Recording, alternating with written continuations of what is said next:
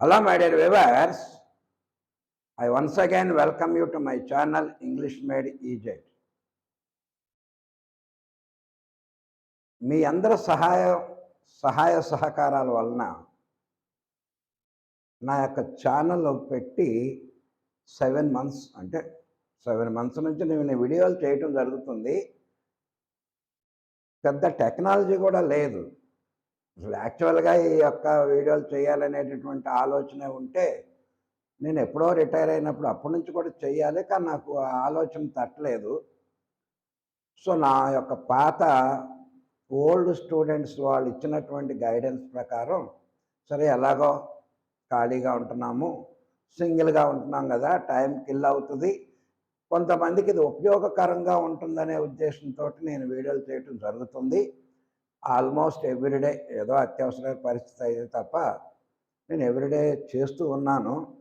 దానికి మీ సహకారం కూడా వచ్చింది. చాలామంది అంటున్నారు 7 మంత్స్లో మీకు 2800 మంది సబ్స్క్రైబర్స్ రావటం, 1,45,000 దాకా వ్యూస్ రావటం, వాచ్ అవర్స్ కూడా దగ్గరగా 8,000 దాకా వచ్చాయంటే చాలా గ్రేట్ అండి.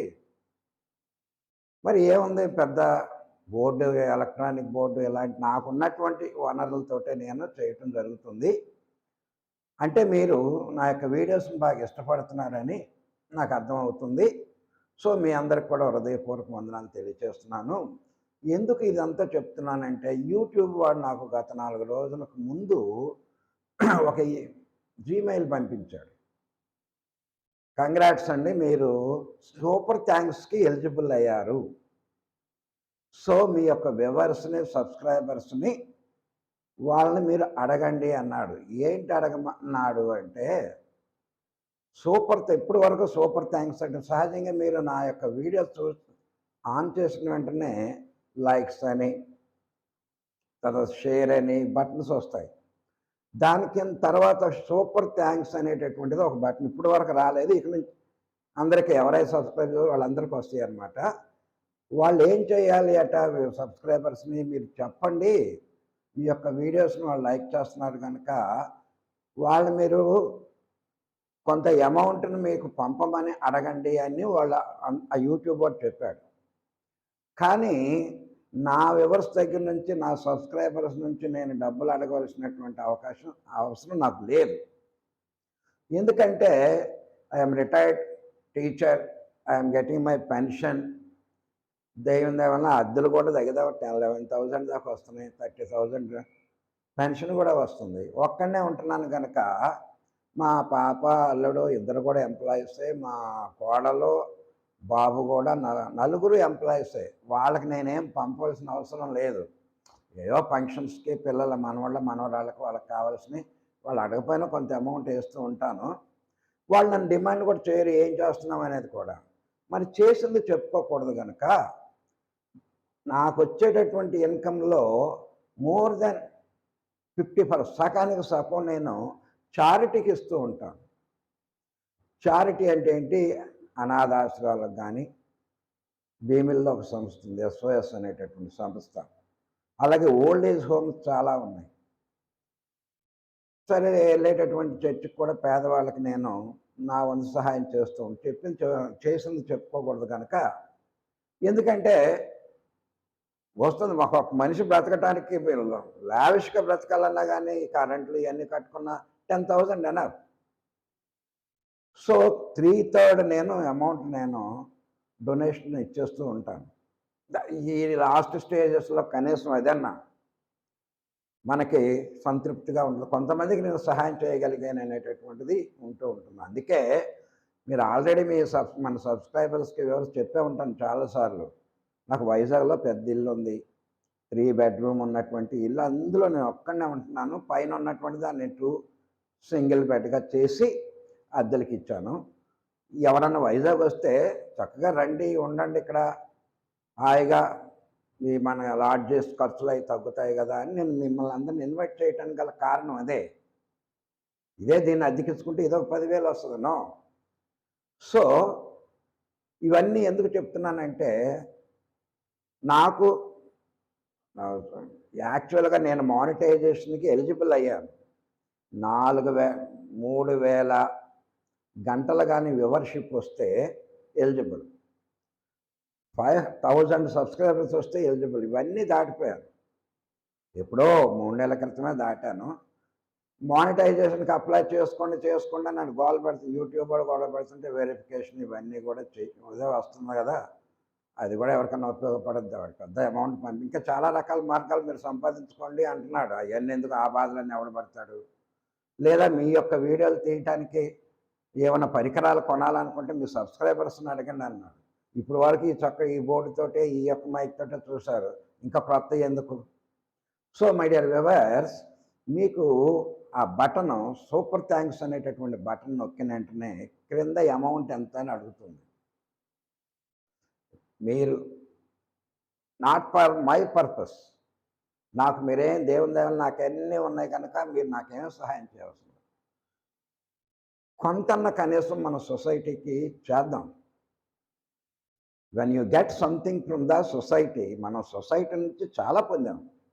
తల్లిదండ్రుల నుంచే కాదు, మన సొసైటీ మనకి గౌరవం ఇచ్చింది, మనకి ఇల్లు ఇచ్చింది, మనకి చదువు ఇచ్చింది.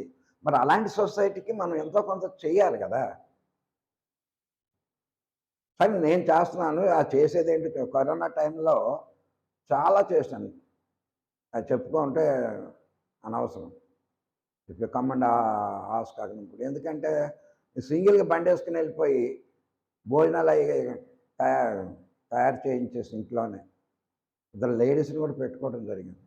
ఆ రోడ్డు మీద అలా వెళ్తున్న వాళ్ళకి, పాపం నడుచుకుంటూ వెళ్తున్న వాళ్ళకి నేను ఆహార పదార్థాలు అడుక్కునే వాళ్ళకి ఇవ్వటం జరిగింది. ఆల్రెడీ ఈ కరోనాలో బయటకు ఎందుకు వచ్చారని లాఠీ దెబ్బలు కూడా కొట్టిన పరిస్థితి. తీరా తెలుసు, సార్ ఈ వయసులో మీరెందుకు వచ్చారండి బయటికి అని ఉన్నాయి. పర్వాలేదు. సో నాకు అటాక్ అవ్వద్దు అనుకున్నా కానీ బై గాడ్ గ్రేస్ నాకు అవ్వలేదు. అయినా పర్వాలేదు, ఎందుకంటే మోర్ దెన్ 60 దాటా, మనకెందుకు భయం. ఏదో చేద్దామనే ఉద్దేశంతో కొంత చేశాను, ఇప్పటికీ చేస్తున్నాను. సో ఆ యొక్క చారిటీ ఉద్దేశం కానీ మీకు ఉన్నట్లయితే ఆ సూపర్ థ్యాంక్స్ బటన్ నొక్కండి, కింద అమౌంట్ అని ఉంటుంది. ఎవ్రీథింగ్ చక్కగా పారదర్శకతతోనే ఉంటుంది. సో పలానా చౌదరి గారు పంపించారు, పలానా మధు గారు ఇంత పంపించారు, దాన్ని పలానా దానికి మనం పంపించాం, ఆ రిసెర్చ్ తీసుకుంటాం, మనం ఇక్కడ ప్రొడ్యూస్ చేస్తాం. అది మీకు చాలా ఉపయోగకరంగా ఉంటుంది. నాకు అసలు ఈ ఐడియా లేదు, వాడు యూట్యూబ్ వాడే మన సలహా ఇచ్చాడు. సూపర్ థ్యాంక్స్ అనేటటువంటిది ఉంటుంది. ఇంకా చాలా రకాలుగా సంపాదించండి, పార్ట్నర్షిప్ అవ్వండి, కంపెనీలతో అయ్యా, ఇవన్నీ ఎవడబడతాడు ఈ వయసులో, మనకు అనవసరం. మనం వీఆర్ నాట్ మనీ మాంగర్స్. ఒకవేళ వస్తే కూడా మంచిదే మనం. సో దాన్ని దృష్టిలో పెట్టుకుని if you wish to serve the society చేద్దాం. ఇంకా మనం ఇంకేమైనా సంస్థలు ఉన్నట్లయితే వాళ్ళకి మనం డొనేట్ చేయడానికి అవకాశం ఉంటుంది. చక్కగా బిల్లు తీసుకుందాము, పారదర్శకతతో మనం ఈ పని చేద్దాము. నేను ఎలాగా చేస్తున్నాను కనుక మీరు కూడా అందులో భాగస్వాములు అవ్వండి. నాట్ బై పర్సనల్ పర్పస్, నాకేం అవసరం లేదు, చెప్తున్నా కదా. If you come to my house చూడండి ఎలా ఉంటుందో, అర్థమైందండి. That is it for me ఈరోజు. సరే, ఇక వాళ్ళు యూట్యూబ్ అని చెప్పాడు, మీరు ఏదన్నా వీడియో స్టార్ట్ చేసేటప్పుడన్నా వాళ్ళకి చెప్పండి, ఎక్స్ప్లెయిన్ చేయండి. లేదా వీడియో అయిపోయిన తర్వాత అన్న, ఇప్పుడు దాకా నేను ఈరోజు మళ్ళీ దాన్ని ఏంటి సూపర్ థ్యాంక్స్ అంటున్నాడు ఏంటని క్లియర్గా చదివితే వాడే మనకి ఇచ్చిన సలహా. వాళ్ళు మీ సబ్స్క్రైబర్స్ మీకు సహాయం చేయాలనుకున్నారు. Why don't you use the services of your subscribers and viewers అని వాడు అంటున్నాడు. చూడండి, ఒకసారి ఎవరి దగ్గర ఎలాంటి వీడియోలు చేసే వాళ్ళు ఉంటే వాళ్ళ దగ్గరికి వస్తుంది అన్నమాట. సో ఈరోజు నేను సరిగ్గా అంతెందుకు, నిన్న నేను స్పోకెన్ ఇంగ్లీష్లో ప్రొనౌన్ యొక్క పాత్ర ఎంత ఉంటుంది అని చెప్పాను. ఉట్టి వెర్బల్ నేర్చుకుంటేనే అవ్వదండి మనకి. సింపుల్ ప్రజెంట్ టెన్స్, ఓహో, go, simple past tense, went, ఇదిగో నా చెప్పారు కదా, ఇది 50 అన్నారు, ఇది 20 అన్నారు, అలా అనుకోండి. మరి సబ్జెక్టులు ఏమిటంటాయో తెలియాలి, ఆబ్జెక్టులు ఏంటంటాయో తెలియదు. నీ మనసులో ఏదనుకుంటున్నావు, నువ్వు తినాలనుకున్నావు, ఏం తింటున్నావు, బిర్యానీ. ఆ బిర్యానీ పదం ఎక్కడ రావాలి? తినేది ఎవరో బాయ్స్, ఆ బాయ్స్ అనేది ఎక్కడ ఉండాలి? అతడనే పదం ఉంది, అతను ముందు రావాలా వెనక రావాలా, ఇవన్నీ తెలుసుకోవాలి కదా. సో అందుకని నేను role of pronoun in spoken English అని నిన్న నేను 4 తీసుకున్నాను ప్రొనౌన్లో. ఒకటి మర్చిపోయాను నేను, చివరిది మనకి రిఫ్లెక్సివ్ ప్రొనౌన్ అంటారని చెప్పడం మర్చిపోయారు. వీడియో చూస్తే తెలుస్తుంది. ఫస్ట్ది పర్సనల్, రెండవది ఆబ్జెక్టివ్, పొసెసివ్, తర్వాత రిఫ్లెక్సివ్. వీటి గురించి ఒక్కసారి మళ్ళీ ఎక్స్ప్లెయిన్ చేసి, మొత్తం 9 దాకా ఉంటాయి ఈ ప్రొనౌన్ల రకాలు. ఈ 9లో చాలా వస్తాయి. ఇప్పుడు చూడండి, ఇక్కడికి ఎన్ని వచ్చాయో. పర్సనల్ అంటే వ్యక్తికి సంబంధించినటువంటి ప్రోనౌన్లు. అంటే ఏంటి, నౌన్కు బదులుగా వీటిని కూడా మనం ఉపయోగించవచ్చు. నౌన్ అంటే నామవాచకాలు. ఇది టైగర్ అని, నర్సీపట్నం అని, లేదా అమెజాన్ రివర్ అని ఏదన్నా మనం ఎన్నన్నా పెట్టుకుంటాం. వాటికి బదులుగా కూడా ఇట్లా అవి అంటే నేను ఈ విధంగా వస్తాయి మనకి. ఈ వ్యక్తుల్ని ఇంటి తప్ప మిగతా అన్ని వ్యక్తులను సంపాదిస్తుంది కనుక పర్సనల్ ప్రొనౌన్స్ అని అంటారు. ఇవి సబ్జెక్ట్ స్థానంలో ఉంటాయి. Only subject. వెర్బ్ దాటి అవతలైపుకి వెళ్ళవండి. ఇవి బాగా గుర్తు. అందుకే ఇక్కడ వెర్బ్ వేశారు. ఇవి ఎప్పుడు కూడా వెర్బ్ ముందే ఉండాలి. ఒకవేళ వెర్బకి అవతలైపుకి వెళ్ళాలని అనుకుంటే ఇవి రూపాంతరం చెందుతాయి. ఎలాగా ఐ అనేది నేను, ఇక్కడికి వచ్చేదాడికి మీ నన్ను. ఉయ్ అనేది మనము, ఇక్కడికి వచ్చేదాడికి మనలను. యు అంటే నీవు, ఇక్కడ కూడా నిన్ను. బహువచనం కూడా ఇవే వస్తుంది. మీరు మిమ్ములను. హీ అతడు, హిమ్ అతనిని. షీ ఆమె, ఆమెను. ఇట్ అది, ఇట్ అది. దే వారు, దెమ్ వారిని. ఈ విధంగా చెప్పే వాటిని ఆబ్జెక్టివ్ ప్రొనౌన్స్ అంటాం. ఇవి ఎప్పుడు కూడా వెర్బకి ముందుకు రాకూడదు, వెర్బ వెనకాలే ఉండాలి. బాగా గుర్తుంచుకోండి. వెర్బకు ముందు ఉండేవేమో పర్సనల్ ప్రొనౌన్లు, వెర్బ్ తర్వాత ఉండేటటువంటివేమో ఆబ్జెక్టివ్ ప్రొనౌన్లు అని అంటారు. ఇక్కడ ఎన్ని ఉన్నాయో అన్నీ ఉంటాయి. చూడండి, రూపాంతరం చెందే ఇవి మారే. ఇక మూడవ సెట్ చూడండి. పొసెసివ్ అంటే యొక్క అనే అర్థం వచ్చేటట్టు చెప్పబడేది. మై నా యొక్క, అవర్ మన యొక్క, ఎవర్ నీ యొక్క, ఎవర్ నీ యొక్క, మీ యొక్క కూడా. ఈజ్ అతని యొక్క, హర్ ఆమె యొక్క, ఇట్స్ దాని యొక్క, దెయిర్ వారి యొక్క. చూడండి, దే వారు, దెమ్ వారిని, దెయిర్ వారి యొక్క, ఐ నేను, మీ నన్ను, మై నా యొక్క. ఇక లాస్ట్ది అంటే ఈరోజు నిన్న చెప్పుకున్నట్టు రిఫ్లెక్సివ్ అంటే తనకు తానుగా, వారికి వారుగా, ఆమెకు ఆమెగా, సెల్ఫ్ అనమాట. ఇలా చెప్పేదండి. మై సెల్ఫ్ నాకు నేనుగా, అవర్ సెల్ఫ్ మాకు మేముగా, యువర్ సెల్ఫ్ నీకు నీవుగా, యువర్ సెల్వ్స్ సెల్వ్స్ అని వస్తే బహువచనం, మీకు మీరుగా, హిమ్ సెల్ఫ్ అతనికి అతనుగా, హర్ సెల్ఫ్ ఆమెకు ఆమెగా, ఇట్ సెల్ఫ్ దానికి అదిగా, దెమ్జెల్స్ వారికి వారుగా. చూడండి ఎన్ని ప్రొనౌన్లు వచ్చాయో. ఇవే చక్కగా రూపాంతరం చెందాయి. మరి ఇవి ఎక్కడ ఉంటాయండి? ఇవి ఎప్పుడు కూడా ఆబ్జెక్ట్ స్థానంలోనే, అంటే వెర్బ్ తర్వాతే ఉండాలి ఇవి. మరి ఇవి ఎక్కడ ఉంటాయి? సబ్జెక్ట్ స్థానంలో ఉండొచ్చు, వెర్బ్ స్థానంలో, అది ఆబ్జెక్ట్ స్థానంలో. వెర్బ్కి అటు ఉండొచ్చు, ఇటు ఉండొచ్చు. ఇవి మాత్రం వెర్బ్ తర్వాతే ఉండాలి. ఇవి వెర్బ్ తర్వాతే ఉండాలి. ఇవి వెర్బకు ముందే ఉండాలి. ఇన్ని ఉన్నాయి.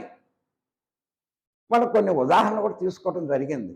సరే, ఈరోజు మనం ఒక్కో దానికి ఒక ఉదాహరణ తీసుకొని మళ్ళీ నాకు అవసరమైతే వీటన్నిటి మీద వాక్యాలు మనం తయారు చేద్దాం.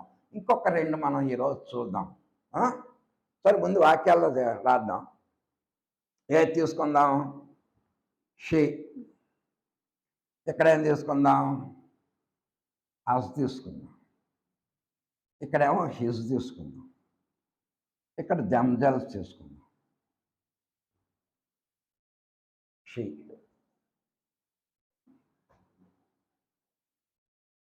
ఈ షీ అనేది పర్సనల్ ప్రొనౌన్కి ఎక్కడ ఉండాలి? వెర్బకు ముందు ఉండాలి. అదిగో షీ.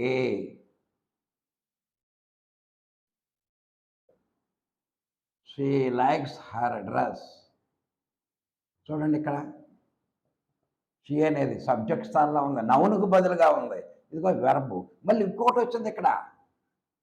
ఆమె తన యొక్క డ్రెస్ని చాలా ఇష్టపడుతూ ఉంది. హర్ యొక్క, ఆమె యొక్క. చూసారా? ఇదేంటిది? పొసెసివ్. ఇదేంటిది? Personal pronoun. దీంతో వాక్యం అయిపోయింది. ఇప్పుడు ఇక్కడ ఏం తీసుకున్నాం మనం? ఉదాహరణ సర్లేండి, అస్ తీసుకున్నాం. అస్ అంటే మమ్ములను.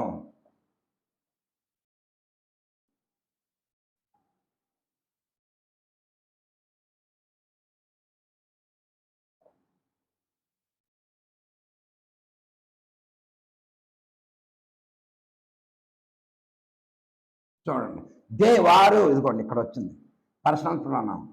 ఆస్క్డ్ అడిగారు, అస్ మమ్ములను. సో ఇక్కడ ఏంటన్నమాట? ఇది పొసెసివ్ ప్రొనౌన్ అనమాట. వారు మమ్మల్ని అడిగారు అబౌట్ ద అడ్రస్. అడ్రస్ ఎవరో కొంతమంది వెళ్తున్నారు, సార్ ఈ అడ్రస్ ఎక్కడండి అని మనల్ని అడగొచ్చు కదా. మేము ఇక్కడ కొంతమంది ఉన్నాం, టీ తాగుతున్నాం, ఇద్దరు ముగ్గురు వచ్చారు, సార్ ఈ అడ్రస్ ఏంటని మమ్మల్ని అడగొచ్చు కదా. They asked us about the address. So ఇక్కడ అజ్ అనేటటువంటిది ఇక్కడ వచ్చింది, దే అనేది ఇక్కడ చూడండి. వెర్బ్ తర్వాత ఇక్కడ వచ్చింది ఇది.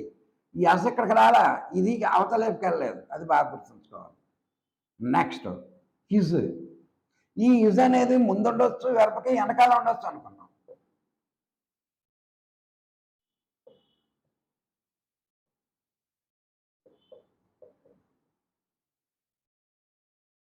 His writing is so good. His అతని యొక్క రైటింగ్ రాత చాలా బాగుంది.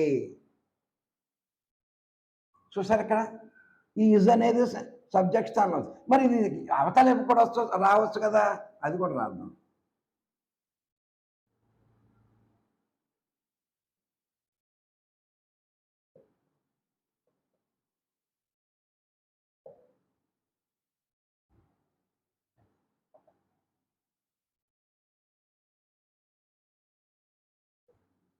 Mother asked his wear abouts.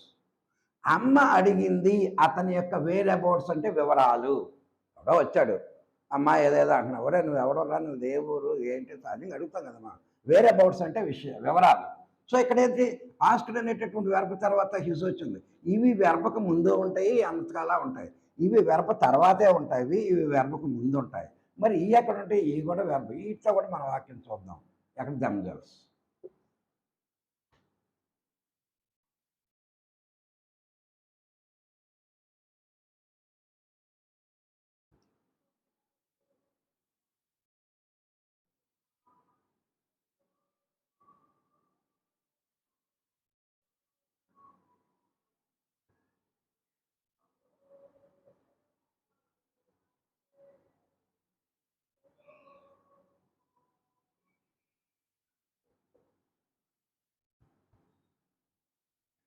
those two friends ఆ ఇద్దరు స్నేహితులు హెల్ప్ దెమ్సెల్వ్స్. ఇద్దరు కనుక దెమ్సెల్వ్స్ బహువచనం. వారికి వారే సహాయం చేసుకుంటే ఎవరు సహాయం అడగరు, వీడి సహాయం కలిగితే వాడు. సో ఈ విధంగా మనం ఈ నాలుగిట్లో కూడా మన వాక్యాలు తయారు చేస్తాం. ఈరోజు ఇంకొక రెండు చూద్దాం, రెండు చాలా ముఖ్యమండి. వీటితోటి మనం మాట్లాడాలి ఇంగ్లీష్. ఈరోజు మనం ఇండెఫినిట్ ప్రొనౌన్ గురించి చూద్దాం.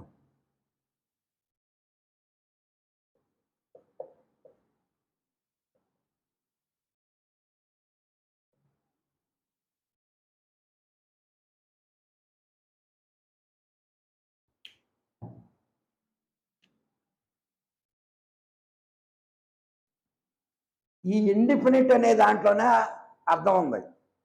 డెఫినెట్గా చెప్పలేము అని అర్థం.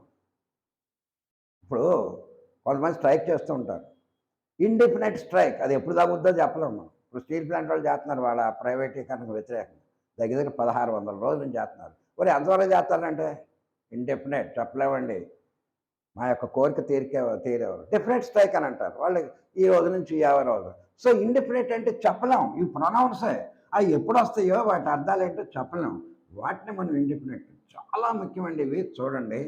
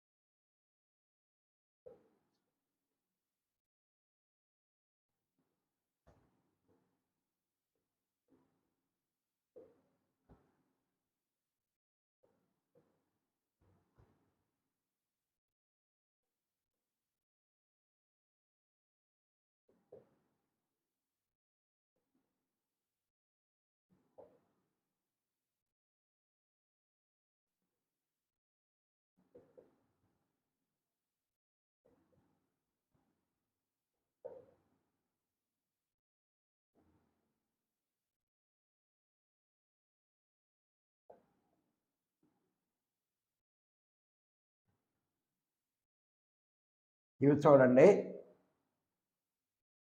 someone, no one, anyone, everyone. Somebody, nobody, anybody, everybody. Something, nothing, anything, everything. Few కొద్దిగా, లిటిల్ తక్కువ, సమ్ కొంత, వన్. సరే ఈ 8 అర్థాలు ఏంటి? సమ్ వన్ ఎవరైనా, నో వన్ ఎవరో లేరు, ఎనీ వన్ ఎవరైనా, ఎవ్రీ వన్ ప్రతి ఒక్కరు. ఈ వన్కి బడికి తేడా లేదు, రెండు మనుషులకే. సంబడి ఎవరైనా, నోబడి ఎవరో లేరు, ఎనీబడి ఎవరైనా, ఎవ్రీబడి ప్రతి ఒక్కరు. సంథింగ్ ఏదో, నథింగ్ ఏమీ లేదు, ఎనీథింగ్ ఏమైనా ఉందా, ఎవ్రీథింగ్ ప్రతిదీ. ఫ్యూ అంటే కొద్ది, లిటిల్ అంటే చిన్న, సమ్ అంటే కొన్ని, వన్ అంటే ఒకటి. ఇవి చూడండి ఇండెఫినెట్. ఎవరి గురించి మాట్లాడుతున్నాడు, ఏంటి మాట్లాడుతున్నాడు, ఒక డెఫినేషన్ అంటే ఏమీ లేదు. కానీ ఇవి చాలా ముఖ్యం. వీటిని మనం ఉదాహరణగా చూస్తే మీకు అర్థమవుతుంది. ఇండిఫినెట్ అంటే ఖచ్చితంగా చెప్పలేకపోతున్నాం కనుక మనం ఈ పదాలు మనం చూస్తూనే ఉంటాం.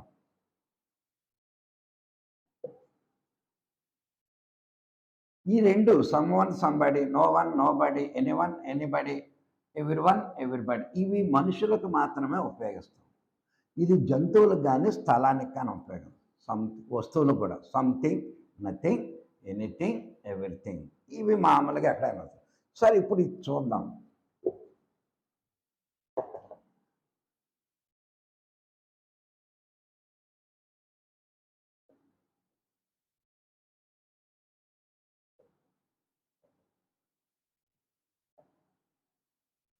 చూడండి ఈ వాక్యం.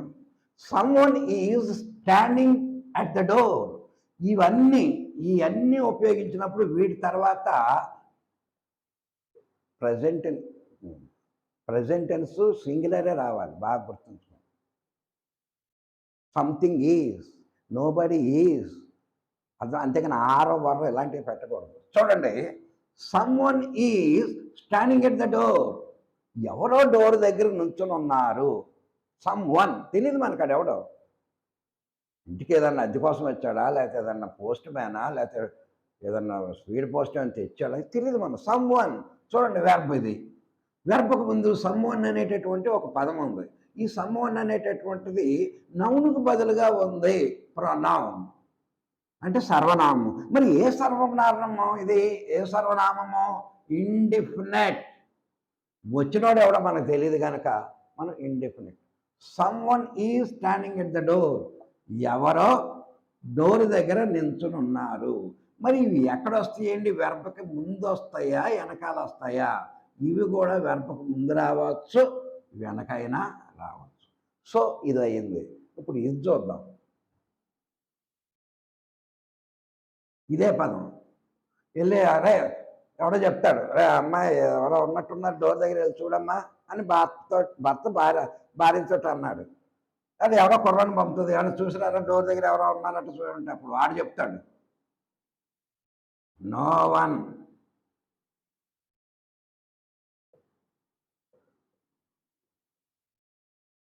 మమ్మీ ఎవరో లేరమ్మా, మీరు కంగారు పడ్డారు. నో వన్, ఎవరో లేరు. No sorry, no one is at the door. తలుపు దగ్గర ఎవరో లేరమ్మా, మీరు ఎందుకు కంగారు పడుతున్నారు? సరే, ఇది ఎనీవన్తో చూద్దాం మనం.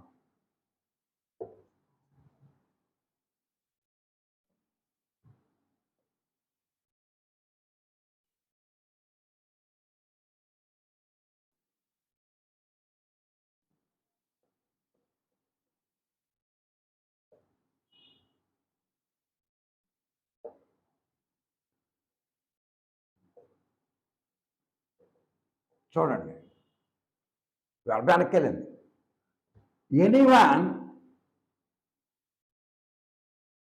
ఎనీవన్ ఎవరైనా, బ్రాట్ వెర్బ్ ఇది. ఇదేంటండి? ప్రొనౌన్. సరే, ఇండెఫినెట్ ప్రొనౌన్, అది వేరే విషయం. Anyone brought red pen, teacher set.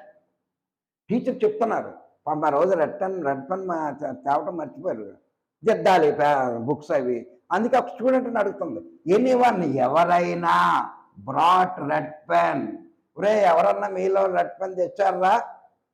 Anyone ఎవరైనా. చూడండి ఇక్కడ మనం సమ్వన్ రాసి చూసాం, నో వన్ చూసాం, ఎనీవన్ చూసాం, ఎవ్రీ వన్ అని చూద్దాం ఇప్పుడు మనం.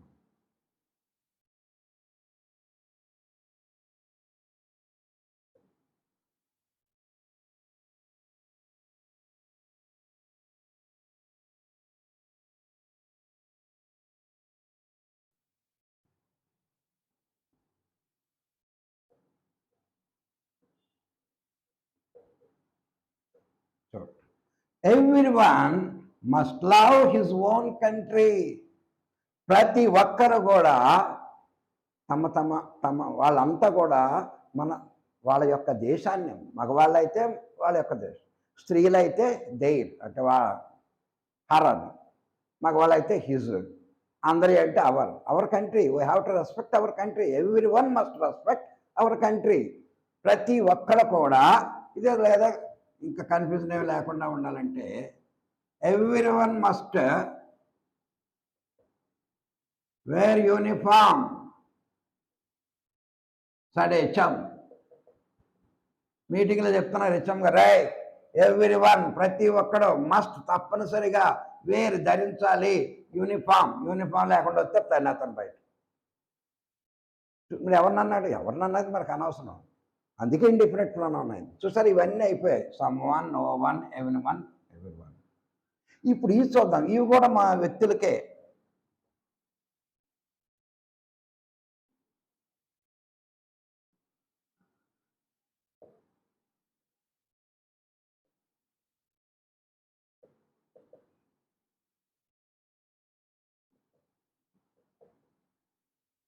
Somebody is making noise. ఎవడో శబ్దం చేస్తున్నాడు రా, ఎవడో గొడవ చేస్తున్నాడు. తండ్రి అనొచ్చు పిల్లలతోటి, వీళ్ళు పడుకొని ఉంటాడు, ఏదో ముగ్గురు పిల్లలు ఉన్నారు, రా ఎవడరా గొడవ చేసేది అని అనొచ్చు. లేదా టీచర్, ఉపాధ్యాయులు గారు, ఎవడరా గొడవ చేసేది, ఎందుకంటే అంతమంది పిల్లల్లో చెప్పలేం కదా. సంబడి ఈజ్ మేకింగ్ నాయిస్, ఎవరో శబ్దం చేస్తూ ఉన్నారు. Nobody.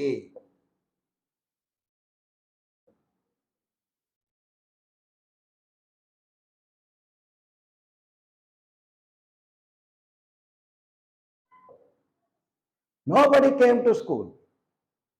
Then nobody came to office. Nobody attended the meeting. ఎవరు అటెండ్ అవ్వలేదు, ఎవరు స్కూల్కి రాలే. ఎందుకంటే పెద్ద తుఫాను, ఆ స్కూల్ ఉండదో లేదో మునిగిపోద్దని భయంతో ఎవరికనే ఉండిపోయారు. ఏదో ఇద్దరు ముగ్గురు వెళ్తారనుకోండి, టీచర్ని అడుగుతారు, ఏరే ఎవరు రాలేదా సెలవు హాలిడే. Nobody came to. చూడ సంబడి అయిపోయింది, ఇప్పుడు నోబడి ఉపయోగించాం. ఎనీబడి.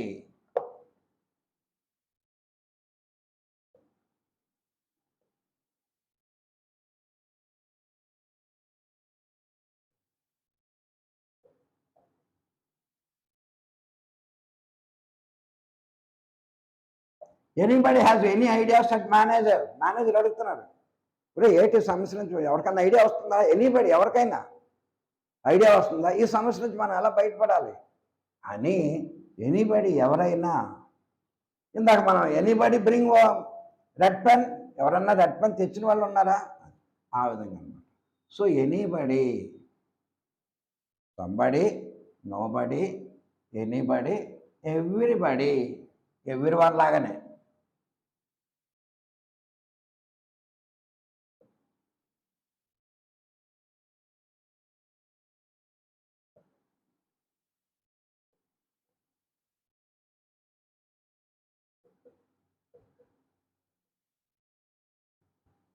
చూడండి, ఈ ఎవ్రీవన్, సంబడి ఇవన్నీ ముందే రాస్తున్నారు కదండి, అరప తర్వాత కూడా వస్తాయి అంటున్నారని ఇది తీసుకున్నాను నేను. షీ ఆస్క్డ్, ఆమె అడిగింది, ఆమె అంటే ఇక్కడ టీచర్ అనమాట. ఆస్క్డ్ ఎవ్రీబడి, ప్రతి ఒక్కడిని అడిగింది ఏమని? To stand on the bench. ఇదివరకు మనకు ఉండేది ఈ యొక్క ఫిజికల్ పనిష్మెంట్, మోకాళ్ళు వేయటం, లేదా బెల్లల మీద నిలబెట్టడం, గోడ కుర్చీలు వేయటం, ఎండలో మోకాళ్ళు వేయటం, బాధటం, డస్టులతో ఇక్కడ కొడుతుంటే ఉండేది, చింతబెత్తాలతో కొడుతూ ఉండేవాళ్ళం. తొడపాసం అని పెట్టేవారు మా తెలుగు మాస్టర్ ఒక ఆయన. అమ్మ బాబోయ్, ఇప్పుడు అవి లేవండి. రైట్ టు ఎడ్యుకేషన్ యాక్ట్ కింద అరే అనకూడదు కుర్రాడు మనం. అది క్యాస్ట్ ఎత్తకూడదు. ఎంత మారిపోయింది మరి. అది మంచిదా కాదా అనేది వేరే విషయం అనుకోండి మరి. చూడండి ఇక్కడ teacher asked everybody to stand on the bench. ఎంత ఎవరో హోంవర్క్ చేయలేదు, పాపం వచ్చింది, రై అందరూ బెంచ్లు ఎక్కండి అన్నారు. ఎవ్రీబడి అనమాట. సో ఈ రెండు మనుషులకే, everyone, anyone, anybody, nobody, no one, someone. ఇది వ్యక్తులకు కావచ్చు, అదే జంతువులకు కావచ్చు, స్థలాలకు కావచ్చు, ఆహార పదార్థం దేనికైనా ఉపయోగించు. Something, nothing, anything, everything. ఇది ఒకటి వస్తే మిగతా అన్నీ అంతే. ఇక్కడ సంథింగ్ అన్నప్పుడు సంబడి అన్నా, సమ్వన్ అన్నాం. నథింగ్ అన్నా, నోబడి అన్నా, నో వన్ అన్నాం. ఎనీథింగ్ అన్నాం, ఎనీబడి అన్నాం, ఎనీ వన్ అన్నాం. Everything, everybody, every one. So వీటిల్లో చూద్దాం మనం.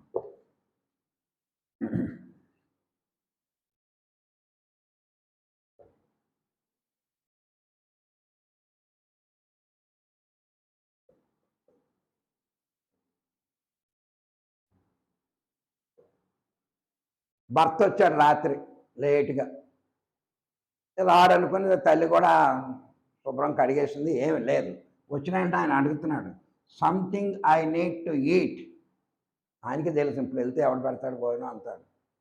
కానీ ఏ ఫ్రూట్సో ఏ పళ్ళు ఏ ఉంటాయి కదా, చిన్న స్నాక్స్ ఏ ఉంటాయి కదా. అందుకే ఆయన ఏమన్నాడు, సంథింగ్, ఎంత ఏదో ఒకటి, ఎంతో కొంత. ఇక్కడ ఆహార పదార్థం సంథింగ్, ఎంతో కొంత. ఐ నీడ్, నాకు అవసరం, టు ఈట్, నాకు తినాలంటే ఎంతో కొంత ఏదో ఒకటి ఉండదు. చూడండి, సంథింగ్.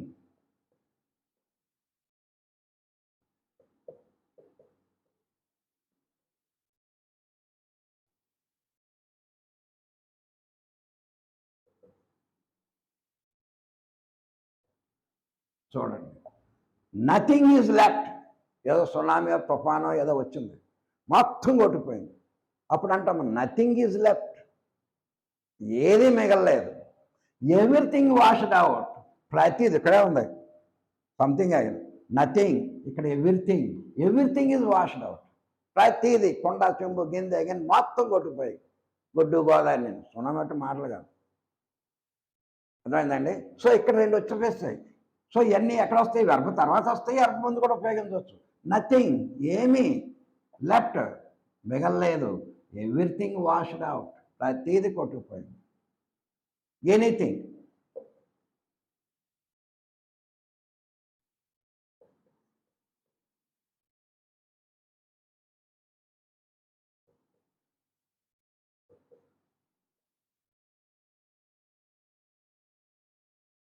జడ్జి గారు అడుగుతున్నారు ముద్దాయిని, do you have anything to speak.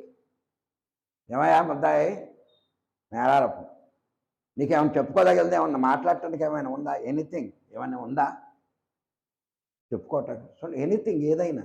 So ఈ విధంగా మనం something, nothing, anything, everything, nobody, ఒకటి వచ్చిందంటే అన్నీ. కాకపోతే ఈ మనుషులకే ఉపయోగించాలి, ఇది జంతువులకి. ఇక్కడ చూడండి, do you have anything to speak, ఏమైనా చెప్పుకో విషయం ఏమైనా ఉందా ఇక్కడ. మనిషి కాదు, ఎనీథింగ్, ఏమైనా ఉందా అని వివరాన్ని అడుగుతున్నాడు అనమాట. ఈ విధంగా few,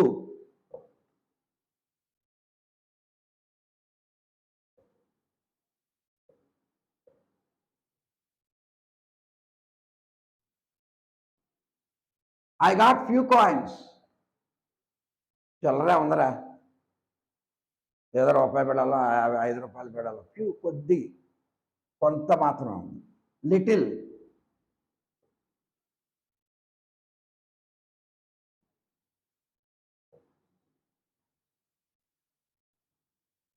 please do me little favour. ఒరే నాకు ఏదైనా కొంచెం మంచి చేయరా, నాకు ఏదైనా లిటిల్, చిన్నది, ఆ సహాయం చిన్నది అనమాట. అక్కడ లిటిల్ అనేది ఉపయోగించు. ఇక్కడ ఫ్యూ అనేది అంటే ఇవి కూడా ఇండిఫినెంట్ ప్రొనౌన్స్. ఫ్యూ అంటే ఎవరినే, లిటిల్ అంటే ఎంత లిటిల్, ఇలాగ సమ్.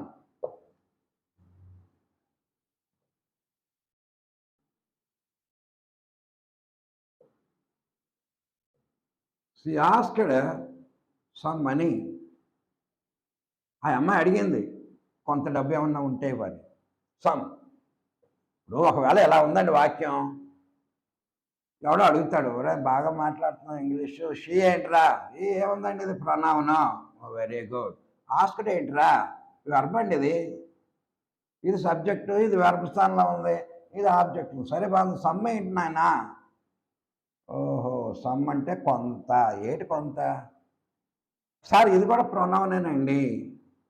మరి ఇది ప్రొనౌన్ అంటున్నావు, ఇది ప్రొనౌన్, ఈ రెండిటికి తేడా ఏంటిరా? ఇది వ్యక్తిని తెలియజేస్తుంది కనుక పర్సనల్ ప్రొనౌన్ అండి. మరి ఇదేంటి? ఏదైనా ఒక పదార్థాన్ని కానీ దేని కానీ ఎంత ఉంది, ఆ పరిమాణం ఎంత ఉందని తెలియజేస్తుందండి. సో ఇది ఎంత ఉందో తెలియదు కనుక దాన్ని ఇండెఫినెట్ ప్రొనౌన్ అంటామండి. Very good. మనీ. ప్రతి ముక్క వాక్యంలో ప్రతిదీ తెలిసి ఉండాలి, అప్పుడే మనం మాట్లాడగలుగుతాం.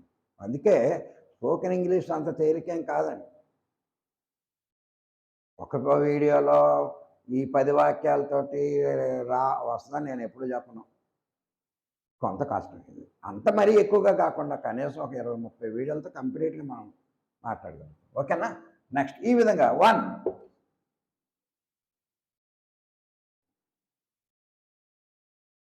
Of you. చూడండి, చిన్న పదం. One of you. యూ అంటే మీరు లేదా నీవు. వన్ ఆఫ్ అంటే ఒకరు అని ఉంది కనుక ఇక్కడ మనం మీరు కింద తీసుకోవాలి. వన్ ఆఫ్ యూ, మీలో ఒకడు. చూడండి ఎంత దీంట్లో. వన్ ఆఫ్ యూ, మీలో ఒకడు. One of you must go, తప్పకుండా బయటికి వెళ్ళాలి. వర్షం వస్తుంది, చికెన్ తినేద్దాం అని అందరూ ఇంట్లో అన్నాడు. ఇద్దరిలో ఎవడొకడు వెళ్ళి చికెన్ పట్టుకుని గొడిగేసుకుని వెళ్ళి. వన్ ఆఫ్ యూ, ఇద్దరిలో ఎప్పుడు కూడా బహువచనం. చూడండి, చిన్న దాంట్లో వన్ ఒకడు, ఆఫ్ యూ మీలో ఒకడు, must go to market. So ఈ విధంగా ఇవన్నీ కూడా ఇండిఫినెంట్ ప్రొనౌన్స్ అండి. ఇప్పుడు ఎన్ని రకాలైన ప్రొనౌన్స్ చూసాం మనం? పర్సనల్ ప్రొనౌన్స్ చూసాము. వ్యక్తులు ఇవి సబ్జెక్ట్ అంటే వెర్బ్కు ముందే ఉంటాయి, సబ్జెక్ట్ స్థానంలో ఉంటాయి. I, we, he, she. తర్వాత ఆబ్జెక్టివ్ ప్రొనౌన్ చూసాం. ఐ మీ అవుతుంది, వి అస్ అవుతుంది, దే దెమ్ అవుతుంది. ఇవి ఎప్పుడు కూడా వెర్బ్ తర్వాతే ఉంటాయని చెప్పుకున్నాం. మూడవది ఏంటి? యొక్కనే. మై నా యొక్క, అవర్ మన యొక్క, హస్ ఈజ్ అతని యొక్క, దేర్ వారి యొక్క అని వస్తుందండి. ఇది ఎక్కడన్నా అటు ఇటు వెర్బ్కు ముందు వెనక ఉండొచ్చు. తర్వాత రిఫ్లెక్స్, తనకు తానుగా, ఆమెకు ఆమెగా, వారికి వారు. సెల్ఫ్లో సెలవుస్ వస్తాయి. బహువచనతే వి జెల్స్, ఏకవచనతే self, myself, ourselves. ఇవి ఎక్కడ వస్తాయి? ఇవి కూడా వెర్బ్ తర్వాతే వస్తాయి అమ్మ. మరి ఈరోజు 2-3 అనుకున్నాం కానీ అవ్వలేదు. ఇండిఫినెంట్ ప్రొనౌన్తో చెప్పుకున్నాం. ఇండిఫినెంట్ అంటే చెప్పలేము ఎప్పుడు వస్తాయో, దేని గురించి మాట్లాడుతున్నాడో దేంట్లో. ఇవి వెర్బ్కు ముందు రావచ్చు, వెర్బ్కు తర్వాత రావచ్చు. Somebody, nobody, anything, nothing, everything, everybody, everyone, few, ఈ విధంగా అన్నమాట. మరి ఇవన్నీ తెలియకుండా మనం ఎలా మాట్లాడతామండి? ఒక వెర్బ్ తెలిసిపోతే మాట్లాడేస్తామా? ఓకేనా? That is it for today. ఇది బాగా క్షుణ్ణంగా అర్థమైందని నేను అనుకుంటున్నాను. సహజంగా ఇవి 9 దాకా ఉంటాయి. ఏవి? ప్రొనౌన్ల రకాలు. ప్రొనౌన్లు అంటే సహజంగా అందరూ ఆయుష్, ఏమందరూ ఆయుష్, I, we, she, he, he it అనుకున్నాం. చూడండి ఎన్ని వచ్చాయి. ఈ రకాలన్నీ కలిపితే మోర్ దెన్ 50 అవుతాయి. అన్నీ కలిపితే ఇండిఫినెట్ ప్రొనౌన్ ఉంది, రెసిప్రోకల్ ప్రొనౌన్ ఉంది, డెమాన్స్ట్రేటివ్ ప్రొనౌన్ ఉంది, అదే డిస్ట్రిబ్యూటివ్ ప్రొనౌన్ ఉంది. ఇవి చెప్పుకుందాం తర్వాత లెసన్. ఓకేనా? That is it for today my dear viewers. నేను చేసినటువంటి అప్పీల్ని మీరు వేరే అపార్థం చేసుకోకండి. If you want to help, let us help together, hand in hand. నేను ఇప్పుడు ఒకటే నా సబ్స్క్రైబ్ కూడా చేయగలిగితే it become a chain and it brings a lot of satisfaction for you and me also. మనం అందరం నా యొక్క సబ్స్క్రైబర్స్, నా వ్యూవర్స్ కూడా నాతోటి చేస్తున్నారు అనేటటువంటి. Okay, thank you my dear viewers. If you like